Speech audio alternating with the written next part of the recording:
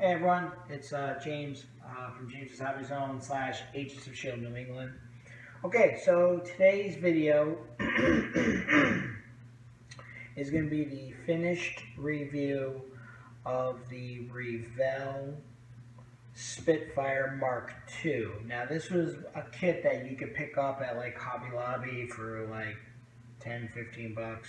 It's like a beginner. From what I can see, it's definitely a beginner's kit. Parts like the wings are they don't line up at all. It was a horrible kit, and I'm surprised that I continued with it. I had a second one that I was going to do, but after working with this one, I kind of was like, yeah, forget about it, so I tossed it. I tossed that kit out.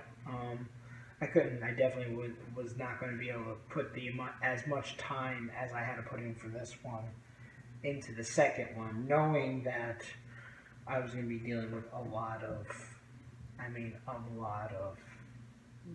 mismatched parts, fitting. It had a lot of fit issues.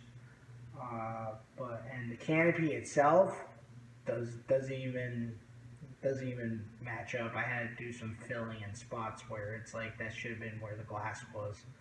But all right, so we'll get down to the final review and go from there. All right, here it is. This is the Revell 148 scale Spitfire Mark II, which it was definitely a bad kit from the start. I'll use the tweezers to kind of show you.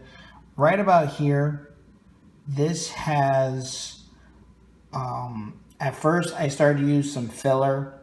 The filler didn't want to really fill in what was missing, so I actually used spur glue in this area of the Spitfire, and plus also on the other side as well.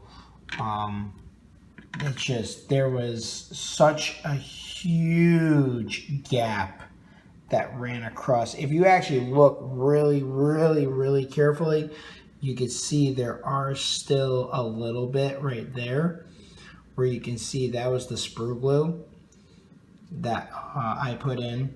So, and so there was that. There was a lot down here where I had to use Mr. Surfacer in certain areas.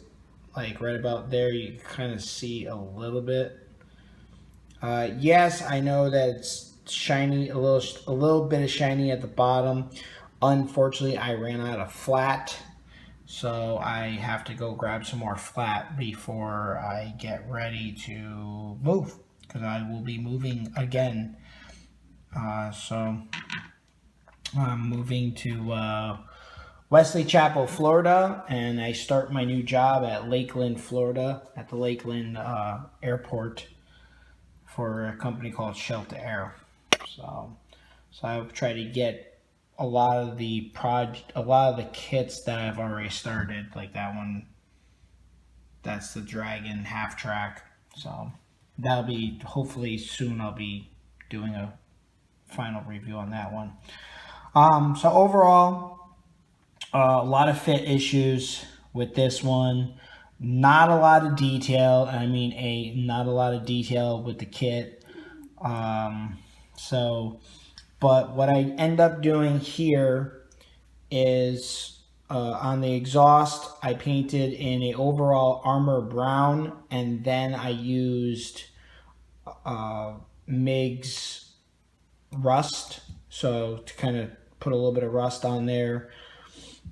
I did use Vallejo European splash mud that was thrown onto the wings, so it looked like when the guys would walk up and down on the wings, you would see a little bit of splash mud.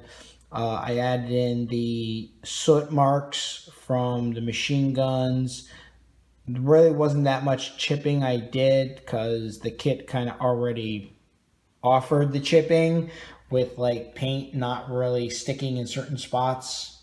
So you can see a little bit of the chipping. Automatically regular black thread for the antenna. And then the decals are Revell decals. The Revell decals were pretty decent. They went on really well.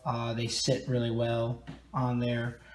The Valencia, the paint scheme itself is the pre-war to Battle of Britain paint scheme that they had for the Mark IIs, which is the dark earth and the dark green paint scheme, and then the under is the which one was it? Hold on, I think it's over here. It's this one right here, 302. It's the Sky Type S color that they for Model Air for Vallejo. Overall, the kit took me just to try to fix it. Usually a Revell kit like this would take me about a weekend or two to get done. This took me a little bit longer because I had to do a lot of filling. Mr. Surfacer 1000, everything. So, but I'll show you around it.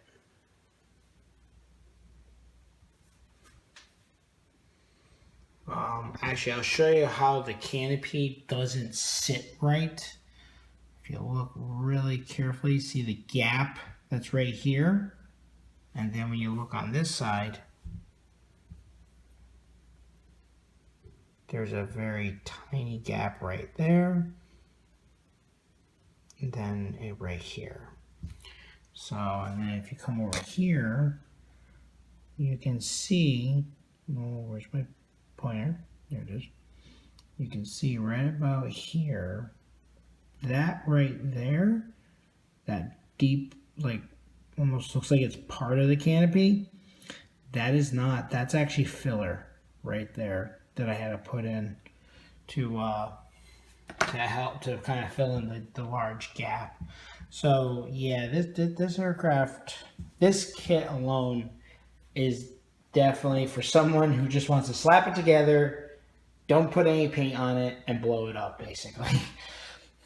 Unless you want to actually take it on and fix all the little mistakes like I tried to do. I try to fix a lot of the mistakes like here with filling in and to make a good Spitfire. But this is a Mark II from Revell. Overall, that's that sky color. Now I do have the same decals on a Hurricane that I just built that you guys will have seen the video. So, and that's it.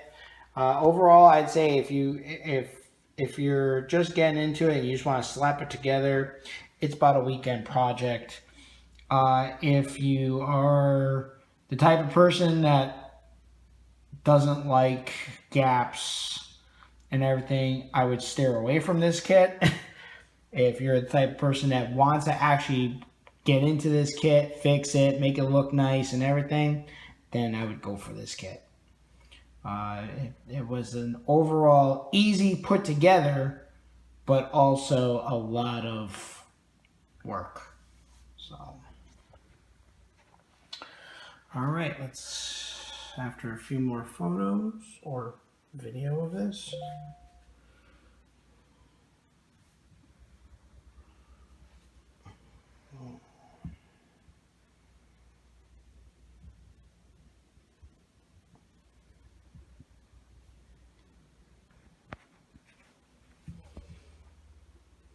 I know you guys are going to be like staring more at the half track that's now in the back. All right, let's go back to me. Alright everyone, so that was that. That was the finished review of the Spitfire Mark II from Revell. Like I said, it was, to me, it was a horrible kit.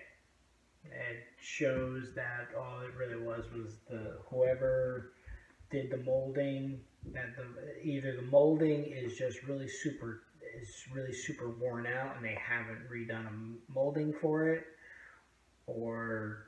but this was the old, I don't know if they're still producing the same mold, but this was Revell USA, and last time I checked, I believe a couple years ago, maybe even more, I think I was still in Connecticut when Revell sold the company to the German company over in Germany.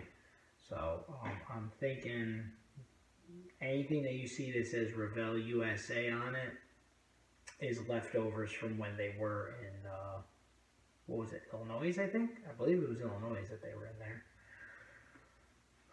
But if you got this kit in your stash, be ready to do a lot of work with it.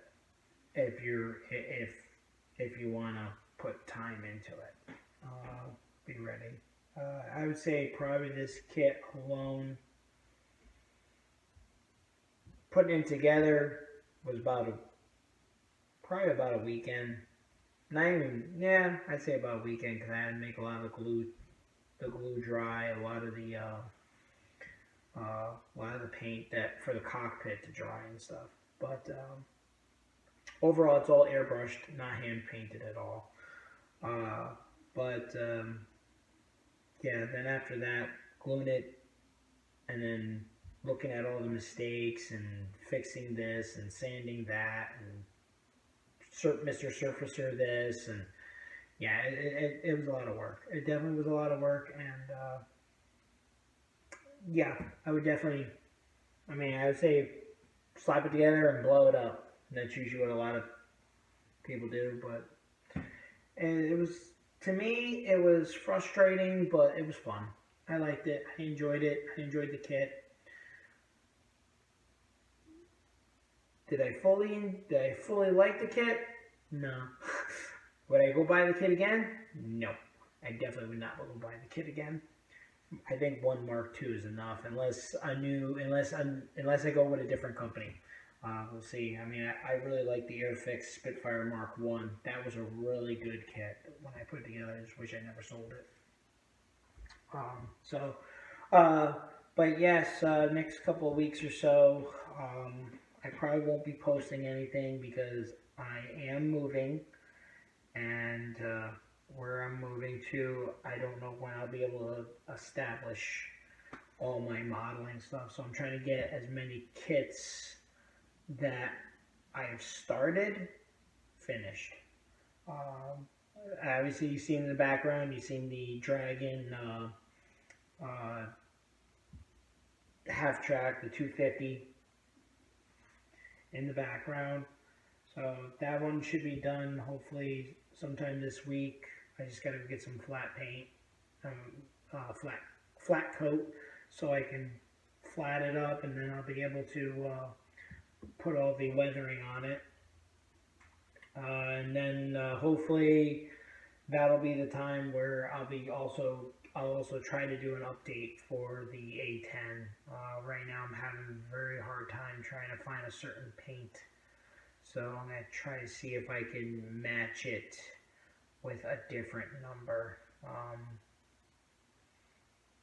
I just gotta look and see if I can find it. I don't wanna try using a different color and then I find out that it's like it was the wrong color from the very beginning, and it's like, okay, now I gotta repaint the whole thing over again. So alright guys, so that'll be it. That'll be it for this review, and again, stay safe, stay healthy. Like the video if you like it, hit it twice if you didn't.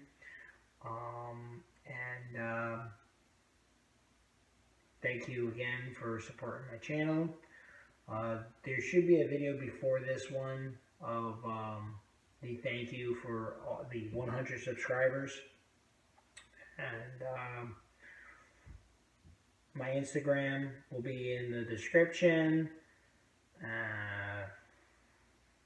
Follow me on there. Follow me on here as much as you can. And I'll see you all in the next video. Bye.